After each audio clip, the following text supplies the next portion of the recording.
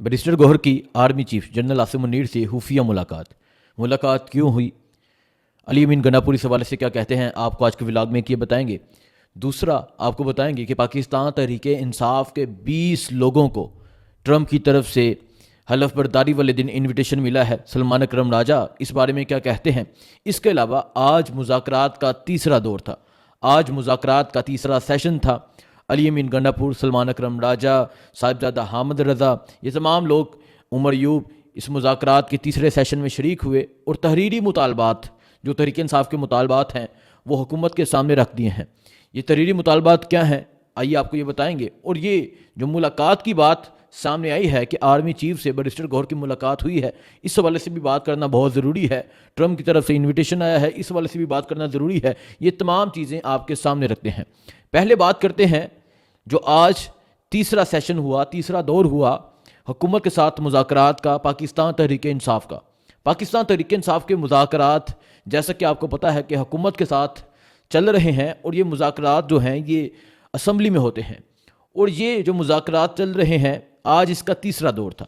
इमरान खान ने कहा 31 जनवरी तक टाइम है, अगर ये हमारे मुतालबात मानते हैं तो ठीक, नहीं मानते तो फिर हम पीछे हट जाएंगे, फिर हम जो हल होगा वो हम खुद सोचेंगे कि हमने क्या हल इसका निकालना है। अब मुतालबात क्या है वो आपको बताता हूँ। इससे पहले 2 सेशन हुए, 2 मुज़ाकरात के सेशन हुए, उसमें ऐसी कोई पेशरफ्त नहीं हुई। फिर तहरीक इंसाफ की जो मुज़ाकराती कमेटी है उसकी इतवार वाले दिन अडयाला जेल के दरवाजे खुले गए। वो अडयाला जेल जाते हैं, इमरान खान से मुलाकात करते हैं, इमरान खान से मुलाकात करते हैं। उसके बाद इमरान खान अपना पैगाम देते हैं और वो पैगाम लेके आज हुकूमत के पास पहुंचते हैं। हुकूमत के पास पैगाम लेके पहुंचते हैं, हुकूमत को अपने मुतालबात तहरीरी तौर पे सामने रखते हैं। क्या मुतालबात हैं वो मैं आपके सामने रखता हूँ। पहला मुतालबा 9 मई और 26 नवंबर को जो हुआ उस पर जुडिशल कमीशन बनाया जाए, एक तहकीकाती जुडिशल कमीशन बनाया जाए और ये 7 रोज़ में बनाया जाए। अगर 7 रोज़ में ना बना तो फिर तहरीक इंसाफ पीछे हट सकती है। तहरीक इंसाफ का पहला मुतालबा यह है कि 9 मई और 26 नवंबर की तहकीकात के लिए 7 रोज़ में जुडिशल कमीशन बनाया जाए।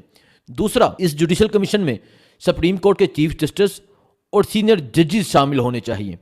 और फिर जो अरकान जो होंगे इस जुडिशल कमीशन में, इस जुडिशल कमीशन के अरकान का इंतखाब पीटीआई और हुकूमत मिलकर करेगी। मतलब इस तरह नहीं होगा कि हुकूमत ने जुडिशल कमीशन बना दिया और कहा कि ये इसमें शामिल हैं, इस तरह नहीं होगा। पीटीआई और हुकूमत मिल के अरकान का इंतखाब करेगी कि ये अरकान होंगे जुडिशल कमीशन में जो तहकीकात करवाएंगे, जो पता चलवाएंगे कि 9 मई को क्या हुआ था, सीसीटीवी फुटेजेस कहाँ गायब हुई थी, 26 नवंबर को क्या हुआ था, कहाँ कब गोलियां स्टार्ट हुई, कितने लोगों को लगी, कितने लोग गायब, इस पर जुडिशल कमीशन बनना चाहिए। और फिर इसके अलावा जो मुतालबा है वो मैं आपके सामने रखता हूँ। 9 मई को बानी पीटीआई की गिरफ्तारी और वाक़यात की कानूनी नौयत का तयन किया जाए। यानी जो 9 मई वाले दिन इमरान खान की गिरफ्तारी हुई, जो वाक़यात हुए, इसकी कानूनी नौयत क्या है ये पता होना चाहिए। इसके अलावा एक मुतालबा ये है कि जो इमरान खान की गिरफ्तारी के बाद जो सीसीटीवी फुटेजेस गायब हुई वो क्यों हुई, किसने की, इसकी तहकीकात करनी चाहिए। इसके अलावा इस्लामाबाद हाई कोर्ट की हदूद से जो पीटीआई के बानी हैं इमरान खान, उनकी गिरफ्तारी और फिर इसमें रेंजर्स की जो मुदाखलत है इसका भी जायज़ा होना चाहिए। ये तमाम मुतालबात हैं जो आज तहरीक इंसाफ ने तहरीरी तौर पे सामने रख दिए हैं। इसके अलावा तहरीक इंसाफ ने अपने इस नोटिस में लिखा है कि पीटीआई और इसके इत्तेहादियों ने इस तहरीक के लिए अपना खून दिया है। इमरान खान और हज़ारों हामियों को बिला जवाज़ जेलों में डाला गया है, पाकिस्तान के अवाम के वोट को पामाल किया गया है। इन तमाम चीज़ों पर जुडिशल कमीशन बनना चाहिए और इन तमाम चीज़ों की तहकीकात होनी चाहिए। और मैं ये समझता हूँ अगर हुकूमत चाहे ये इस्टेब्लिशमेंट की मान के चले या अपनी मान के चले तो ये जितने भी मुतालबात हैं अगर ये करती है तो इसमें फंसता कौन है, इसमें हुकूमत भी फंसती है, इसमें वो तमाम अदारे, तमाम लोग फंस जाते हैं जो ये करने वाले हैं, जो ये करवाने वाले हैं। तो मैं तो समझता हूँ कि हुकूमत, जो मेरी राय है कि हुकूमत ये नहीं मानेगी, क्योंकि हुकूमत को पता है। और फिर इसमें असीरान की रहाई भी है, क्योंकि हुकूमत को पता है कि अगर इस असीरान की रहाई हो जाए, इमरान खान बाहर आ जाएं, 9 मई का एक बयानिया बनाया गया, आप सबको पता होगा, टीवी पे इश्तहार चलाए गए, रोड पे बैनर लगाए गए, पता नहीं क्या कुछ नहीं किया गया। और अगर 9 मई की तहकीकात हो गई, असल चीज़ें सामने आ गई तो फिर उनका प्रोग्राम तो ख़त्म हो जाएगा, फिर वो जो एक बयानिया बनाया गया वो तो रह जाएगा।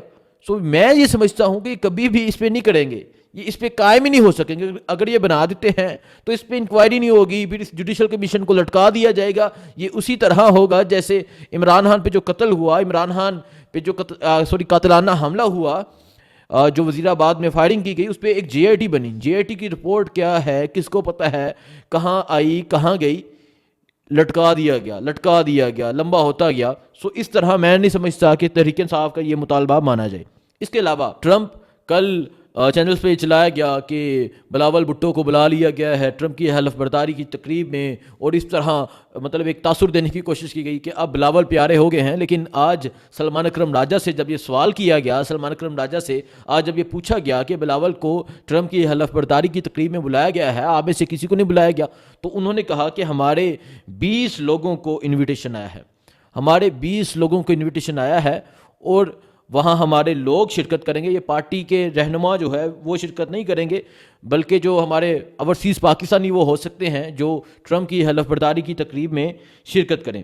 یہ آج کہا ہے بیرسٹر سلمان اکرم راجہ صاحب نے. یہ ایک بہت بڑی خبر ہے کہ اگر پاکستان تحریک انصاف کے 20 لوگوں کو ٹرمپ کی طرف سے انویٹیشن ملا ہے, اور مجھے نہیں لگتا کہ نون لیگ کے کسی ایک کو بھی ملا ہو, اس میں حقیقت کیا ہے, صداقت کیا ہے.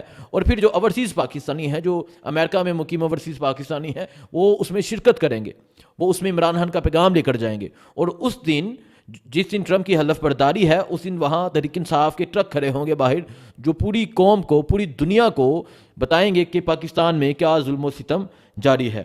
اب میں بات کرتا ہوں علی امین گنڈا پور کی. آج علی امین گنڈا پور سے ایک اہم سوال کیا گیا, اور یہ جو سوال ہے یہ بیرسٹر گوہر کی آرمی چیف کی ملاقات کے حوالے سے ہے. آرمی چیف کی, یہ ایک صحافی بھائی ہیں, وہ سوال کرتے ہیں, حیدر شرازی, وہ کہتے ہیں آرمی چیف اور بیرسٹر گوہر کی کیا 101 ملاقات ہوئی؟ تو پھر علی امین گنڈا پور کہتے ہیں 101 کا کیا مطلب ہوتا ہے, پتہ ہے نا. علی امین گنڈا پور یہ مسکرا کر کہہ رہے ہیں. اس کے بعد وہ کہتے ہیں, جو صحافی ہے وہ یہ سوال کرتا ہے کیا آرمی چیف نے عمران خان کی رہائی کی کوئی گارنٹی دی؟ پھر علی امین گنڈا پور کہتے ہیں کہ آرمی چیف تو گارنٹی دے دیں گے, لیکن ہم تو کوئی ایسی چیز آرمی چیف سے نہیں مانگ رہے کہ آپ عمران خان کو رہا کروا دیں. یہ علی امین گنڈا پور نے کہا. وہ کہتے ہیں کہ ہم عدالتوں سے انصاف مانگ رہے ہیں. یہ تمام چیزیں ہوئی ہیں. اور جو بیرسٹر گوہر کی ملاقات کے حوالے سے آ رہی ہے, تو علی امین گنڈا پور کے جواب سے لگتا ہے کہ بیرسٹر گوہر کی آرمی چیف سے ملاقات ہوئی ہے, اور بیرسٹر گوہر کی آرمی چیف سے ملاقات ہوئی ہے. اور یہ اس ملاقات کی جو چیزیں ہیں وہ ابھی سامنے نہیں آئی, اس میں کیا باتیں ہوئی ہیں کیا نہیں ہوئی.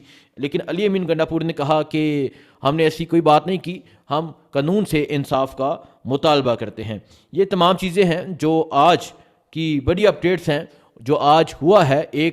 آج تحریک انصاف کا تیسرا دور ہوا ہے, جو مذاکرات ہیں اس حوالے سے تحریک انصاف نے اپنے مطالبات سامنے رکھے ہیں. دوسرا, بیرسٹر سلمان اکرم راجہ صاحب نے کہا ہے کہ تحریک انصاف کے 20 لوگوں کو ٹرمپ کی حلف برداری والے دن جو انہیں انویٹیشن دیا گیا ہے. تیسرا, بیرسٹر گوہر کی آرمی چیف سے ملاقات کے حوالے سے, خفیہ ملاقات کے حوالے سے خبریں سامنے آئی ہیں.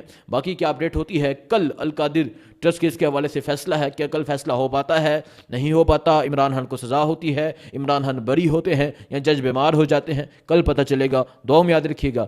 اللہ حافظ.